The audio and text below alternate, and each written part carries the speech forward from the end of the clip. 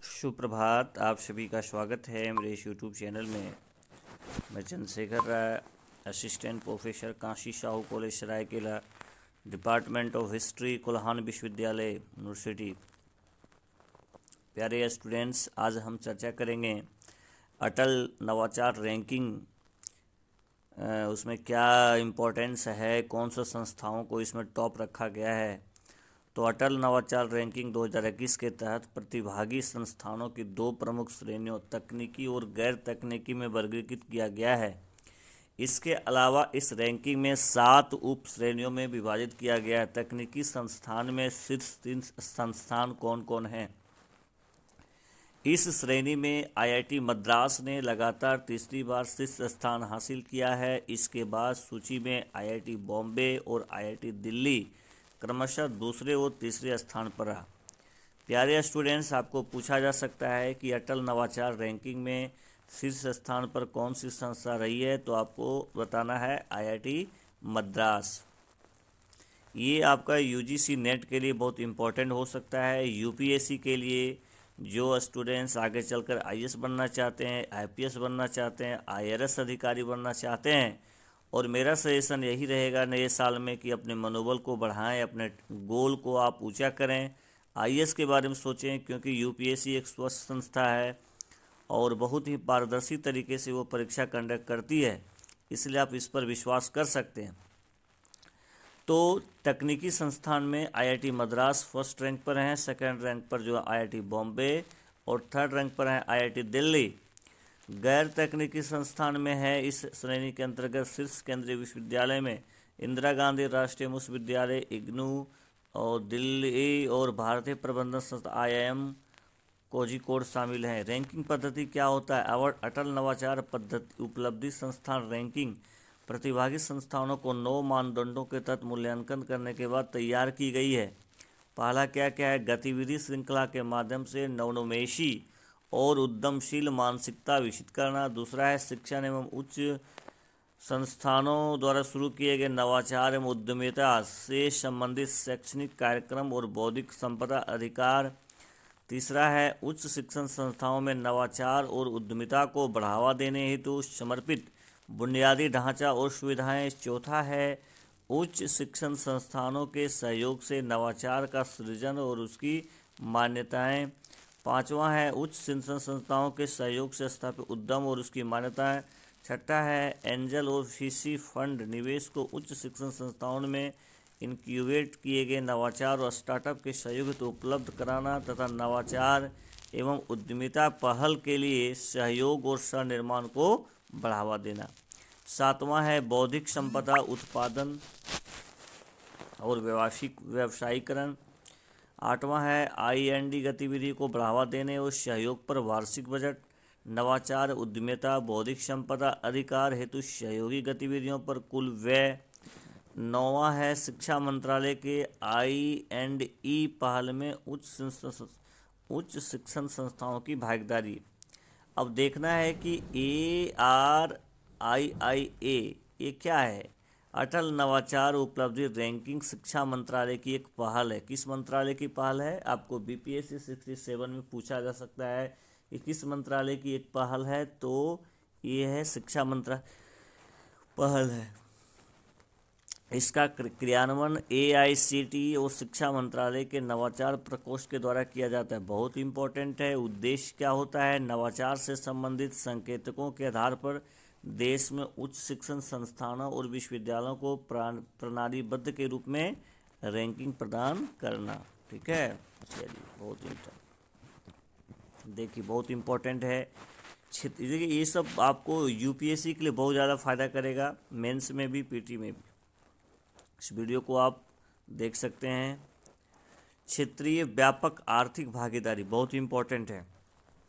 1 जनवरी 2022 से क्षेत्रीय व्यापक आर्थिक भागीदारी रीजनल कॉम्प्रिहेंसिव इकोनॉमी पार्टनरशिप संगठन प्रभावी हो जाएगा। इसके साथ ही अब व्यापार की मात्रा के मामले में विश्व का सबसे बड़ा मुक्त व्यापार क्षेत्र समझौता बन जाएगा। क्या है भाई?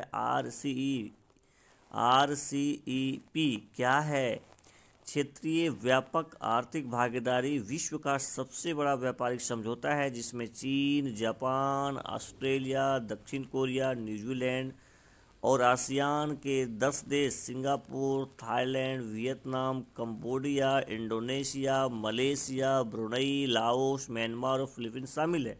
और नवंबर 2020 में लागू हुआ था, तो इसमें भारत शामिल नहीं है। This is very very important. आपको पूछा जा सकता है कि क्षेत्रीय व्यापक आर्थिक भागीदारी में भारत शामिल है कि नहीं है, तो भारत इसमें शामिल नहीं है। RCEP के उद्देश्य, लक्ष्यों का और उद्देश्य क्या है? तो पहला है उभरती अर्थव्यवस्था को विश्व के शेष भागों के साथ प्रतिस्पर्धा करने में सहायता करने हेतु टैरिफ कम करना तथा सेवा क्षेत्र में व्यापार और निवेश को बढ़ावा देना। दूसरा है कंपनियों के लिए समय और लागत की बचत करने हेतु ब्लॉक के सदस्य देशों में भिन्न भिन्न औपचारिकता को पूरा किए बिना किसी उत्पाद के निर्यात करने की सुविधा प्रदान करना। तीसरा इम्पोर्टेंट है कि समझौते में बौद्धिक संपदा संबंधी पहलुओं को शामिल किया गया है, किंतु इसमें पर्यावरण संरक्षण और श्रम अधिकारों को सम्मिलित नहीं किया गया है। तो ये बहुत इम्पोर्टेंट है। प्रश्न आपको यहाँ देखना है कि RCEP में भारत क्यों शामिल नहीं हुआ। भारत क्षेत्रीय व्यापक आर्थिक, देखिए ये मेंस के लिए इम्पोर्टेंट हो सकता है कि क्या भारत को RCEP में शामिल होना चाहिए कि नहीं होना चाहिए। तो ये शामिल नहीं है तो क्यों है? तो यहाँ देखिए कि RCEP में भारत क्यों शामिल नहीं हुआ। भारत क्षेत्रीय व्यापक आर्थिक भागीदारी से मुख्यतः चीन द्वारा उत्पादित सस्ते सामान के देशों में प्रवेश करने संबंधी चिंताओं के कारण अलग हो गया है। चीन के साथ भारत का व्यापार असंतुलन पहले से काफ़ी अधिक है। इसके अलावा यह समझौता सेवाओं को पर्याप्त रूप से खुला रखने में विफल रहा था।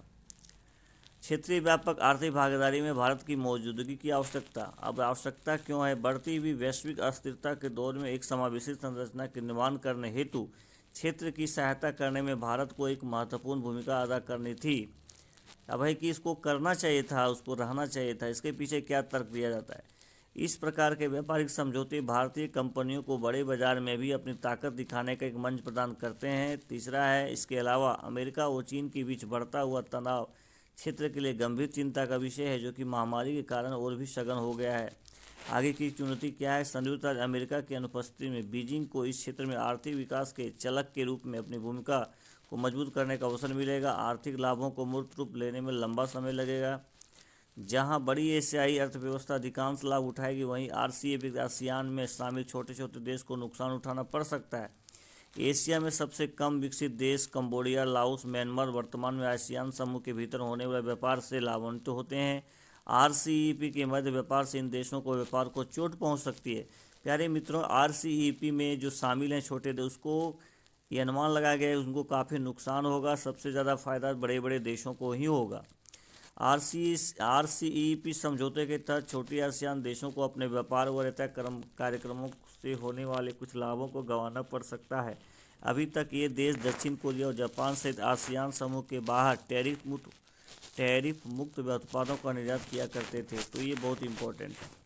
अब देखिए ये भी इम्पोर्टेंट है, ये UPSC के लिए इम्पोर्टेंट हो सकता है, दूसरा कॉम्पिटिशन के लिए हो चाहे नहीं हो। जो बच्चे IAS की तैयारी करना चाहते हैं, जो DM बनना चाहते हैं, DC बनना चाहते हैं, SP बनना चाहते हैं, बड़े ऑफिसर बनना चाहते हैं, उनके लिए यह वीडियो काफ़ी महत्वपूर्ण होगा। और अपने आप टारगेट को ऊंचा कीजिए। कोई भी आदमी कुछ कर सकता है। आपका जितना बड़ा गोल होगा आप उतना दूर तक पहुंचिएगा। ये मेरा अनुमान है, ये मेरा विश्वास है। इसलिए प्यारे स्टूडेंट्स, प्यारे मित्रों, आप सभी अपना गोल को ऊंचा करें, आप लंबा सोचें। आपका टारगेट गोल जो है वो बड़ा होना चाहिए, है ना। और उसी के अनुसार से आप चीज़ों को नया चीज़, अच्छी चीज़ों को देखने का प्रयास कीजिए। मैं रोज़ आप लोग को इस तरह का नया चीज़ बताने का प्रयास करूँगा। तो देखिए न्यू डेवलपमेंट बैंक के विषय में क्या है। भारत ने 6 साल पहले ब्रिक्स देशों द्वारा स्थापित न्यू डेवलपमेंट बैंक के चौथे नए सदस्य के रूप में मिस्र के प्रवेश का स्वागत किया है। मिस्र का आपको मालूम होना चाहिए, मिस्र का जो है सदस्य बना है न्यू डेवलपमेंट बैंक का, उसका भारत ने स्वागत किया है। NDB द्वारा सितंबर में बांग्लादेश, संयुक्त अरब अमीरात और उरुग्वे को नए सदस्य के रूप में स्वीकार किया गया था। न्यू डेवलपमेंट बैंक द्वारा अपनी सदस्यता का विस्तार किए जाने से उभरती अर्थव्यवस्था के लिए एक प्रमुख विकास संस्थान के रूप में इसकी स्थिति मजबूत होगी। चलिए भाई, न्यू डेवलपमेंट बैंक के विषय में देखते हैं। यह ब्रिक्स, ब्राज़ील, रूस, भारत, चीन और दक्षिण अफ्रीका के देशों द्वारा संचालित एक बहुपक्षीय विकास बैंक है न्यू डेवलपमेंट बैंक। प्यारे मित्रों, प्यारे बच्चों, ये यूपीएससी में कई बार पूछा है। वर्ष 2013 में दक्षिण अफ्रीका के डरबन में आयोजित 5वें ब्रिक्स शिखर सम्मेलन के दौरान ब्रिक्स नेताओं द्वारा न्यू डेवलपमेंट बैंक की स्थापना करने के संबंध में सहमति व्यक्त की गई थी। इसकी स्थापना वर्ष 2014 में ब्राज़ील के फोर्टोलेजा में आयोजित 6वें ब्रिक्स शिखर सम्मेलन के दौरान की गई। बहुत इंपॉर्टेंट है, 2014 में हुआ था, ब्राज़ील के फोर्टोलेजा में आयोजित सम्मेलन था, उसमें इसकी स्थापना हुई थी। इस बैंक की स्थापना का उद्देश्य 5 उभरते हुए बाजारों में वित्तीय और विकास सहयोग को बढ़ावा देना है। इसका मुख्यालय शंघाई है। ये आपको पूछा जा सकता है शॉर्ट में ऑब्जेक्टिव क्वेश्चन पीटी में कि इसका मुख्यालय कहाँ है, तो शंघाई है जो चीन में स्थित है। वर्ष 2018 में न्यू डेवलपमेंट बैंक को संयुक्त राष्ट्र के साथ सक्रिय और लाभप्रद सहयोग हेतु एक मजबूत आधार स्थापित करते हुए संयुक्त राष्ट्र महासभा में पर्यवेक्षक का दर्जा प्रदान किया। मतदान। विश्व बैंक जिसमें पूंजी शेयर के आधार पर वोट का अधिकार निर्धारण होता है, के विपरीत न्यू डेवलपमेंट बैंक में प्रत्येक भागीदार देश को एक वोट निर्धारित किया जाता है तथा किसी भी देश के पास वीटो पावर नहीं होता है। भूमिकाएं एवं क्या क्या है भाई, तो न्यू डेवलपमेंट बैंक वैश्विक वृद्धि और विकास हेतु बहुपक्षीय और क्षेत्रीय वित्तीय संस्थाओं के मौजूदा प्रयासों में सहायता करने हेतु ब्रिक्स देशों, अन्य उभरती अर्थव्यवस्थाओं और विकासशील देशों में बुनियादी ढांचे और सतत विकास परियोजना के लिए संसाधन जुटाने का कार्य करता है। महत्व क्या है, ब्रिक्स समूह में विश्व के 5 सबसे बड़े विकसित देश शामिल हैं। यह समूह वैश्विक आबादी का 41%, वैश्विक सकल घरेलू उत्पाद का 24% और वैश्विक व्यापार का 16% प्रतिनिधित्व करता है। देखिए, सामान्य अध्ययन 3 के लिए सूचना प्रौद्योगिकी, अंतरिक्ष, कंप्यूटर, रोबोटिक्स, नैनो टेक्नोलॉजी, ये सब संबंधित है, तो इससे बहुत इंपॉर्टेंट बन सकता है। तियानगोंग अंतरिक्ष स्टेशन बहुत इंपॉर्टेंट है। तियानगोंग अंतरिक्ष स्टेशन क्या है? अंतरिक्ष में अपनी उपस्थिति बढ़ाने जा रहे चीन ने हाल ही में संयुक्त राष्ट्र से 2 कथित अंतरिक्ष घटनाओं का विवरण देते हुए शिकायत की है। इस घटनाओं का संबंध चीन के तियानगोंग अंतरिक्ष स्टेशन और एलोन मस्क द्वारा स्थापित एयरफोर्स फ्रॉम स्पेस के 2 एस्ट्रोनॉटों से है। चीन द्वारा संयुक्त राष्ट्र में शिकायत करने का कारण क्या है? संयुक्त राज्य अमेरिका और चीन दोनों देश बाह्य अंतरिक्ष संधि आउटर स्पेस ट्रीटी के पक्षकार हैं। इस संधि को औपचारिक रूप से चंद्रमा और अन्य नक्षत्रीय पिंडों सहित बाहरी अंतरिक्ष में अन्वेषण और इसके उपयोग हेतु राष्ट्रों की गतिविधियों को नियंत्रित करने वाले सिद्धांत समझौते के रूप में जाना जाता है। संयुक्त राष्ट्र महासभा द्वारा अपनाई गई इस बहुपक्षीय संधि के तहत अंतर्राष्ट्रीय अंतरिक्ष कानून संबंधी एक आधारभूत ढांचा प्रदान किया गया। संधि के प्रमुख प्रावधान और इसके मामले में उनकी प्रासंगिकता, ये देखिए। वर्तमान चिंताएं क्या, इसको ध्यान रखें। बाह्य अंतरिक्ष संधि क्या है? बाह्य अंतरिक्ष संधि 10 अक्टूबर 1967 को लागू हुई थी। इस संधि में सन्निहित सिद्धांतों में बाहरी अंतरिक्ष में गतिविधियों को व्यवस्थित संचालन की सुविधा प्रदान की। वर्तमान की चिंता क्या है, इसको विदित किया। अंतरिक्ष को लेकर अतीत में भी कई संघर्ष हो चुके हैं और विभिन्न पक्षों द्वारा अंतरिक्ष में की जाने वाली गतिविधियों को बढ़ती संख्या को देखते हुए भविष्य में और इस भी संघर्ष होने की संभावना है। अंतर्राष्ट्रीय अंतरिक्ष स्टेशन और चीन का निर्माणाधीन अंतरिक्ष स्टेशन तियानोंगो पृथ्वी की निचली कक्षा एलईओ में स्थित है और अपना कार्य करते हैं। इसकी कक्षा में अधिकांश अंतरिक्ष मलबा पाया जाता है। इसके अलावा पृथ्वी की कक्षा में लगभग 30,000 उपग्रह और मलबे के अन्य टुकड़े भी मौजूद हैं, जो लगभग 29,000 किलोमीटर की गति तक हासिल कर सकते हैं, जिससे बाहरी अंतरिक्ष में अंतर्राष्ट्रीय दुर्घटनाओं की संभावना बढ़ जाती है। स्पेस का इंटरनेट उपग्रह नेटवर्क, स्पेसक्स का इंटरनेट उपग्रह नेटवर्क पृथ्वी की निचली कक्षा एलईओ में पृथ्वी की सतह से लगभग 550 किलोमीटर ऊपर संचालित हो रहा है। इस नेटवर्क में ऊपरी उपग्रहों की संख्या बढ़ती जा रही है।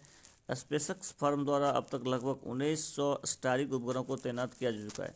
चीनी अंतरिक्ष स्टेशन के बारे में, चीन का नया मल्टी मॉडल तियानगोंग अंतरिक्ष स्टेशन कम से कम 10 वर्षों तक कार्य करने के तैयार हो चुका है। यह अंतरिक्ष स्टेशन पृथ्वी की सतह से 340-450 किलोमीटर ऊंचाई पर पृथ्वी की निचली कक्षा में कार्य करेगा।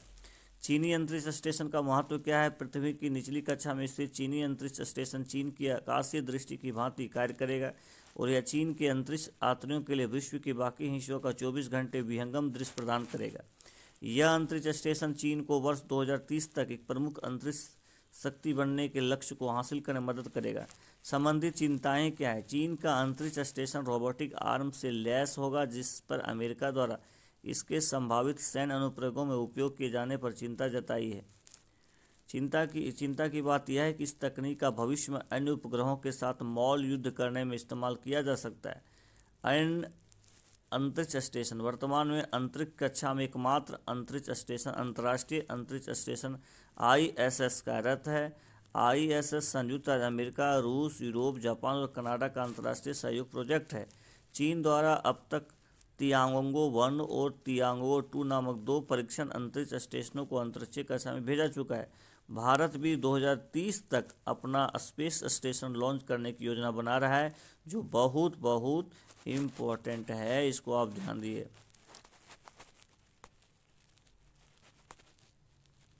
देखिए, ये सब UPSC PT में पूछा जा सकता है। क्वांटम उलझन क्या है? Quantum entanglement. हाल के अध्ययन में वैज्ञानिकों ने इतिहास के पहले क्वांटम रूप से उलझे हुए जानवर टार्डिग्रेड की पहचान की है, जो कि जमा हुआ है। यह जमा हुआ टार्डिग्रेड एक सूक्ष्म बहुकोषीय जीव है। इस जीव को क्रिप्टोबायोसिस के रूप में ज्ञात जीवन की एक गुप्त अवस्था के माध्यम से अत्यधिक भौतिक रासायनिक स्थितियों को सहन करने के लिए जाना जाता है। क्रिप्टोबायोसिस, इसे प्रसुप्त जीविता एनाबियोसिस के रूप में भी जाना जाता है। प्रतिकूल पर्यावरणीय परिस्थितियों जैसा कि शुष्कता, प्रशीतन और ऑक्सीजन की कमी आदि का सामना करने हेतु जीवन की एक चयापचय स्थिति मेटाबॉलिक स्टेट में प्रवेश कर जाता है और इसे ही क्रिप्टोबायोसिस कहा जाता है। क्रिप्टोबायोसिस अवस्था में सभी मापन योग चयापचय प्रक्रियाएं जैसा कि प्रजनन, विकास और सुधार आदि रुक जाती है। जब पर्यावरण की स्थिति पुनः अनुकूल हो जाती है तो जीव अपने जीवन की चयापचय अवस्था में वापस आ जाता है। अध्ययन के बारे में शोधकर्ताओं द्वारा यह उपलब्धि एक बीट के क्वांटम समतुल्य क्यूबिट का निर्माण करने हेतु इसमें जमे हुए टार्डिग्रेड्स को एक सुपरकंडक्टर सर्किट के 2 कैपेसिटर प्लेटों के बीच रखकर हासिल की गई थी। इसके अनुसार टार्डिग्रेड को छूने पर इसने क्यूबिट की आवृत्ति में बदल दिया। फिर शोधकर्ताओं ने इस सर्किट को दूसरे सुपरकंडक्टर सर्किट के करीब रखा। इस स्थिति में टीम ने देखा कि क्यूबिट और टार्डिग्रेड्स दोनों की आवृत्ति एक साथ परिवर्तन हो रहे हैं। क्वांटम उलझन के बारे में देखिए, क्वांटम उलझन एक भौतिक घटना है। यह घटना तब होती है जब कणों का युग्म या कणों का समूह इस तरह से उत्पन्न मिलते हैं कि प्रत्येक कणों की क्वांटम अवस्था को स्वतंत्र रूप से दूसरे कणों की अवस्था के रूप में वर्णित नहीं किया जा सकता है। तो इसको थोड़ा देख लीजिएगा। देखिए, ये भी आपका UPSC PT के लिए बहुत इंपॉर्टेंट है।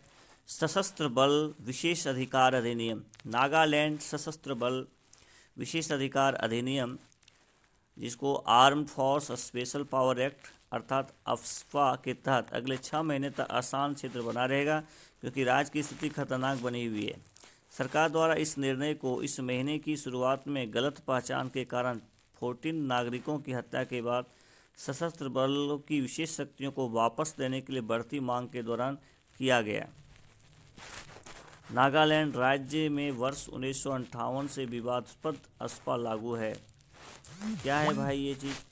तो केंद्र सरकार द्वारा हाल ही में राज्य में सशस्त्र बल विशेष अधिकार अधिनियम आर्म फोर्स अर्थात अफ्स्पा को हटाए जाने की संभावना का अध्ययन करने के लिए एक समिति गठित करने का निर्णय लिया गया। यह समिति 45 दिनों में भीतर अपनी रिपोर्ट देगी। इस समिति की सिफारिश के आधार पर नागालैंड में आसान क्षेत्र अधिसूचना AFSPA को हटाए जाने का निर्णय लिया जाएगा। AFSPA का तात्पर्य क्या है? साधारण शब्दों में सशस्त्र बल विशेष अधिकार अधिनियम के तहत सशस्त्र बलों के लिए आसान क्षेत्रों में सार्वजनिक व्यवस्था बनाए रखने की शक्ति प्रदान होती है। सशस्त्र बलों को प्राप्त शक्तियाँ, इसके तहत सशस्त्र बलों को किसी क्षेत्र में 5 या अधिक व्यक्तियों को जमवाड़े को प्रतिबंधित करने का अधिकार होता है। इसके अलावा इन्हें किसी व्यक्ति के द्वारा कानून का उल्लंघन करने संबंधित शंका होने पर उचित चेतावनी देने के बाद बल का प्रयोग करने अथवा गोली चलाने की भी शक्ति प्राप्त होती है। यदि उचित संदेह होने पर सेना किसी व्यक्ति को बिना वारंट के भी गिरफ्तार कर सकती है। बिना वारंट के किसी भी परिसर में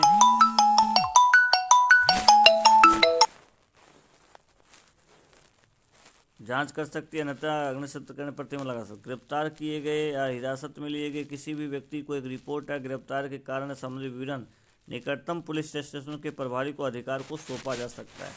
तो ये ध्यान रखिएगा, है ना। चलिए, थैंक यू सभी को। Please like and subscribe my YouTube channel and also share. Thank you so much.